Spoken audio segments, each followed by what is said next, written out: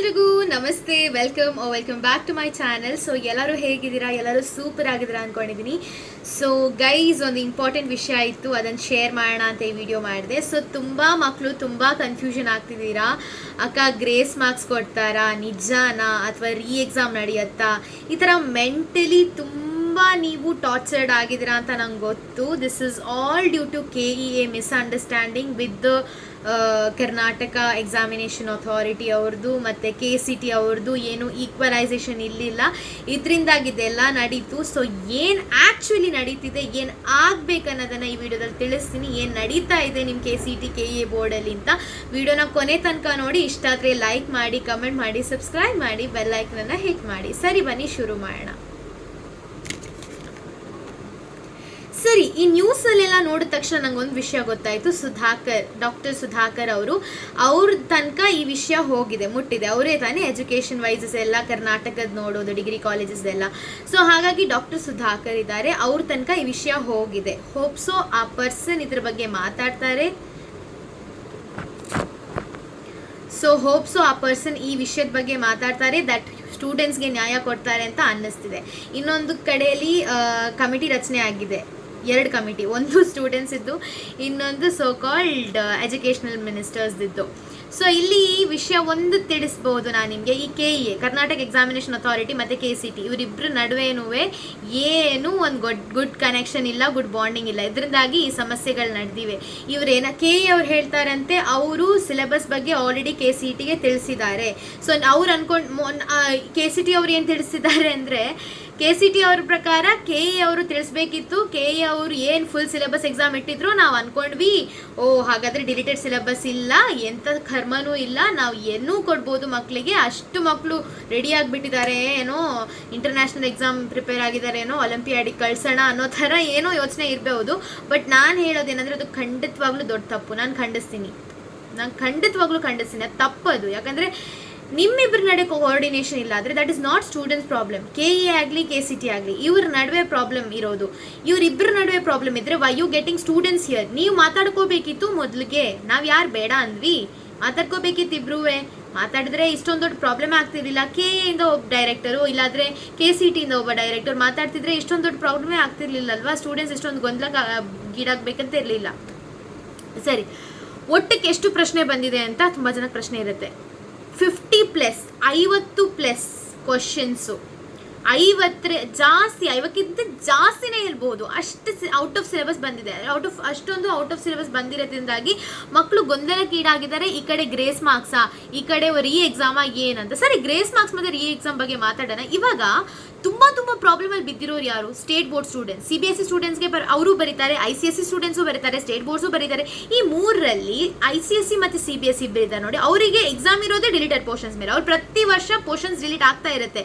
ಅವ್ರಿಗೇನು ಡಿಸ್ಅಡ್ವಾಂಟೇಜ್ ಅವ್ರಿಗೆ ಡಿಸ್ಅಡ್ವಾಂಟೇಜ್ ಇಲ್ಲ ಅಂತ ಅಲ್ಲ, ಅಡ್ವಾಂಟೇಜ್ ಇದೆ ಅಂತ ಅಲ್ಲ ನಾನು ಹೇಳ್ತಿರೋದು. ಬಟ್ ಸ್ಟೇಟ್ ಬೋರ್ಡ್ಸ್ ಮಕ್ಕಳಿಗೆ ತುಂಬ ಇದರಿಂದ ಹೊಡ್ತಾ ಬಿದ್ದಿದೆ ಅಲ್ವಾ? ನೀವು ಫುಲ್ ಸಿಲೆಬಸ್ ಓದಿಲ್ಲ, ಯಾರು ಡಿಲೀಟೆಡ್ ಪೋರ್ಷನ್ಸ್ ಯಾವನೂ ಓದಲ್ಲ. ಕಾಮೆಂಟ್ಗೆ ಹೇಗೆ ಇನ್ನು ಅಂತ ಅಂದರೆ, ಕಾಮೆಂಟ್ಗೆ ದೇವರಾಜ ಅವರು ಕೊಡಲ್ಲ ಆ ಥರ ಕ್ವಶನ್ಸ್ ಎಲ್ಲ, ಹುಚ್ಚುಚ್ಚರ ಥರ ಕೊಡಲ್ಲ. ಓಕೆನಾ? ಸರಿ, ಇವಾಗ ಕಂಪೇರ್ ಟು ICSE ಮತ್ತು CBSE ಸ್ಟೂಡೆಂಟ್ಸ್, ಪಾಪ ಸ್ಟೇಟ್ ಬೋರ್ಡ್ಸ್ ಅವರು ತುಂಬ ನೋವು ತಿಂತಿದ್ದಾರೆ ನನ್ನ ಪ್ರಕಾರ, ನಂಗೆ ಗೊತ್ತಿದೆ. ಸೊ ಇಲ್ಲಿ KEA ಮತ್ತು KCT ನಡುವೆ ಇದಿಬ್ಬರ ನಡುವೆ ಕೋಆರ್ಡಿನೇಷನ್ ಇಲ್ದಿರೋ ಕಾರಣ ಹೇಗೆ RCB ಮ್ಯಾಚ್ ಆಗುತ್ತೋ ಅದೇ ರೀತಿ ಕೋಆರ್ಡಿನೇಷನ್ ಪ್ಲೇಯರ್ಸ್ ಹತ್ರ ಹೇಗಿರಲ್ವೋ ಅದೇ ರೀತಿ ಇವರಿಬ್ಬರ ನಡುವೆನೂ ಕೋಆರ್ಡಿನೇಷನ್ ಇಲ್ಲ. That is match. ಅವ್ರು ಕೋಟ್ಯಾಂತರ ರೂಪಾಯಿ ಇಟ್ಕೊಂಡು ಹೋಗ್ತಾರೆ per day. But what about students life is very important. See, ನಾನು ಬಂದುಬಿಟ್ಟು ಅಲ್ಲಿ ಹೋರಾಟ ಮಾಡೋದು ಈಸ್ ಲೈಕ್ ಕಂಪ್ಲೀಟ್ಲಿ ಡಿಫ್ರೆಂಟ್. ಅದು ವರ್ಕ್ ಆಗುತ್ತೋ ಇಲ್ಲ ಗೊತ್ತಿಲ್ಲ. ಬಟ್ ಕಂಪ್ಲೀಟ್ಲಿ ನಾನು ಹೇಳ್ತಿರೋದು, I just want to appeal through social media. ಯಾರೋ ಹೇಳಿದರು ದಟ್ ನೀವು ಸುಮ್ಮನೆ ಫೇಕ್ ನ್ಯೂಸ್ ಹಾಕಬೇಡಿ, what help you can do ಅದನ್ನು ಮಾಡಿ. See, I am try my level best. ಪ್ರತಿದಿನ ಪೋಸ್ಟ್ ಹಾಕ್ತಿದ್ದೀನಿ CT ಮಕ್ಕಳಿಗೋಸ್ಕರ ಆಗಿರೋ ಅನ್ಯಾಯಕ್ಕೋಸ್ಕರ. What else can I do? ನಾನು ಸೋಷಿಯಲ್ ಮೀಡಿಯಾ ಥ್ರೂ ಮಾತ್ರ ಮಾಡ್ಬೋದು. ಸಿ, ನನ್ನ ಕಾಲೇಜ್ ಇದೆ, ನೋಟ್ಸ್ ಇದೆ, ಎಕ್ಸಾಮ್ಸ್ ಇದೆ, ಇದನ್ನು ಬಿಟ್ಬಿಟ್ಟು I want to come and shout ಅಲ್ಲಿ. No, my parents is against. But social media through ನಾನು ನಿಮ್ಮನ್ನು ಅವೇಕ್ ಮಾಡ್ಬೋದು, ಎರೈಸ್ ಮಾಡ್ಬೋದು. ಯಾರಾದರೂ ಇಷ್ಟ ಇದ್ದವರು you can fight for that. I want justice, even you want justice. But ಹೊರಗಡೆ ಸೋಷಿಯಲಿ ಬಂದು ಜಸ್ಟಿಸ್ ಕೇಳೋದು ಅಂದರೆ that is completely not for me. But then ನಾನು I can fight for you all guys through social media ಆನ್ಲೈನಲ್ಲಿ. ಇದು social media ಅಂದರೆ digitally ನಾನು help ಮಾಡ್ಬೋದು. ಡಿಜಿಟಲ್ ಮೀಡಿಯಾದಲ್ಲಿ ಇವಾಗ ಟಿ ವಿಲಿ ಸೋಷಿಯಲ್ ಮೀಡಿಯಾದಲ್ಲಿ ಎಲ್ಲ ಕಡೆನೂ ಇದೇ ಪ್ರಚಾರ. ಸರಿ, ರೀ ಎಕ್ಸಾಮ್ ಏನಕ್ಕಾಗತ್ತೆ? ರೀ ಎಕ್ಸಾಮ್ ಆಲ್ರೆಡಿ ಬೋರ್ಡ್ಸ್ ಅವ್ರಿಗೆ ಆಗ್ತಿದೆ. ಅವ್ರು ಓದ್ಕೊಳ್ಳಿ, ಬಾಯಿ ಮುಚ್ಕೊಂಡು ಓದ್ಕೊಳ್ಳಿ. CET ಬಗ್ಗೆ ತಲೆ ಕೆಡ್ಸ್ಕೊಬೇಡಿ. ಏನೇನು ಹುಚ್ಚರ ಥರ ಮಾತಾಡಿದ್ರೆ ನೀವು ಪ್ಲೀಸ್ ರೀ ಎಕ್ಸಾಮ್, ಬೋರ್ಡ್ ಎಕ್ಸಾಮ್ ಯಾರು ಬರೀತಿದ್ದೀರಾ ಪ್ಲೀಸ್ ವಿಡಿಯೋ ನೋಡಿಬಿಟ್ಟು ಹೋಗಿ ಪ್ಲೀಸ್ ಕಲ್ತ್ಕೊಳ್ಳಿ. ನಿಮಗೆ ಇಲ್ಲಿ ಪ್ರಾಬ್ಲಮ್ ಆಗಲ್ಲ. ಯಾಕಂದರೆ ಫ್ಯೂಚರಲ್ಲಿ ನೀವು ಒಳ್ಳೆ ಮಾರ್ಕ್ಸ್ ತೆಗೆದ್ರೆ ಮಾತ್ರ ಒಳ್ಳೆ ಕಾಲೇಜ್ ಸಿಗೋದು. ಇದ್ರ ಬಗ್ಗೆ ಖಂಡಿತವಾಗ್ಲೂ ನ್ಯಾಯ ಬೇಕೇ ಬೇಕು. ಸೊ ಈಗ ರೀ ಎಕ್ಸಾಮ್ ಅಂತ ಹೇಳ್ತೀರಲ್ವಾ, ರೀ ಎಕ್ಸಾಮ್ ಬರೆದ್ರೆ ಏನು ನ್ಯೂಸ್, ಬರೆದ್ರೆ ಅಂದರೆ CET ರೀ ಎಕ್ಸಾಮ್ ಬಂದರೆ ಏನು ನ್ಯೂಸ್, ಏನಿಲ್ಲ ಹೇಳ್ತೀನಿ. ಸೊ ಬಂದರೆ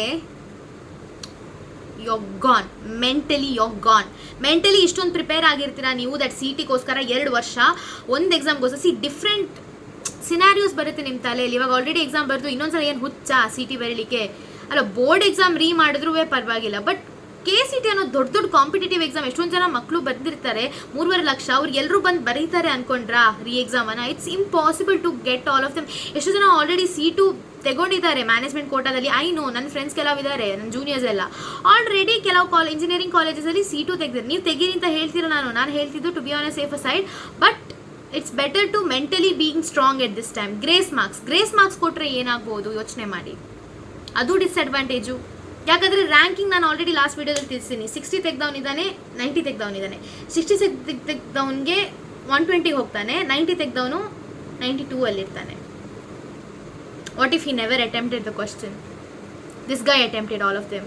ಬುಲ್ಶಿಟ್ ಅಟೆಂಪ್ಟ್ ಮಾಡಿದ್ದಾನೆ. I want to see this thing that please mentally don't get disturbed.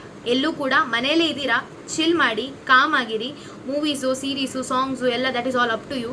Please ಇದು CET ಆ್ಯಂಡ್ KA ಬೋರ್ಡಿಗೆ ನನ್ನೊಂದು ದೊಡ್ಡ ಮನವಿ. ಪ್ಲೀಸ್ ಆ್ಯಸ್ ಅ ಸ್ಟೂಡೆಂಟ್ ಕೇಳ್ತಾ ಇದ್ದೀನಿ, ಆ್ಯಸ್ ಅ ಇಂಜಿನಿಯರಿಂಗ್ ಸ್ಟೂಡೆಂಟ್ ಕೇಳ್ತಾ ಇದ್ದೀನಿ, ಪ್ಲೀಸ್ ಇದ್ರ ಬಗ್ಗೆ ನ್ಯಾಯ ಕೊಡಿ ಮಕ್ಕಳಿಗೋಸ್ಕರ.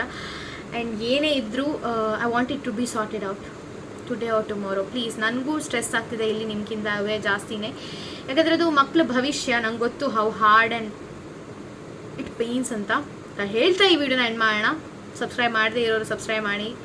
ಚಾನಲ್ ಇನ್ನೂ ಅಷ್ಟು ಅಪ್ಡೇಟ್ ಹೊಸ ವೀಡಿಯೋ ಬರುತ್ತೆ ಅಂತ ಹೇಳ್ತಾ ಧನ್ಯವಾದಗಳು. Thank you so much for giving so much of your time. Thank you.